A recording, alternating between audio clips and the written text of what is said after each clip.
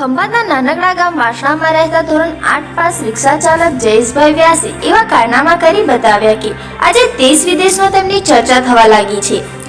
40 વર્ષથી ઓટો ગેરેજમાં કામ કરતા જ જયેશભાઈએ એક નવી ઇલેક્ટ્રોનિક રિક્ષા બનાવી છે, જે ચાલતા ચાલતા ચાર્જ થતી રહે છે, રનિંગ ચાર્જેબલ અને ઓટોમેટિક।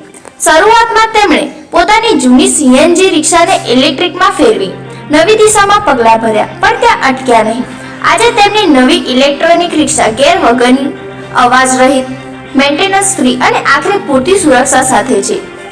ખાસ વાત એ છે કે રિક્ષામાં એવું સેન્સર લગાડેલું છે, ક્યારેય શોર્ટ સર્કિટથી આગ લાગવાની સંભાવના નથી। તેઓ કહે છે કે 21 વર્ષ પહેલા સપનું જોયું હતું, આજે એ હકીકત બન્યું છે। સાચી મહેનત, અનુભવ અને જજ્બો હોય તો ધોરણ 8 પાસ માણસ પણ દુનિયાને નવી દિશા આપી શકે છે।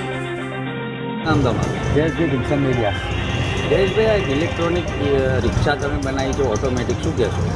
સર, આ રિક્ષા જે મેં બનાવી છે એમાં ચાર્જ કરવાની જરૂર પડતી નથી। આજ સુધીમાં જે કોઈ કંપનીવાળાએ બનાવી છે એમાં એ લોકોને વારે ઘડીએ ચાર્જિંગ કરવું પડે સાંજે।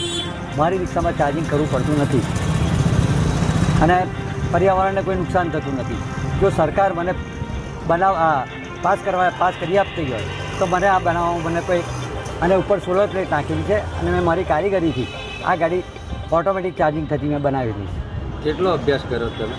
ધોરણ 8 પાસ કરેલું।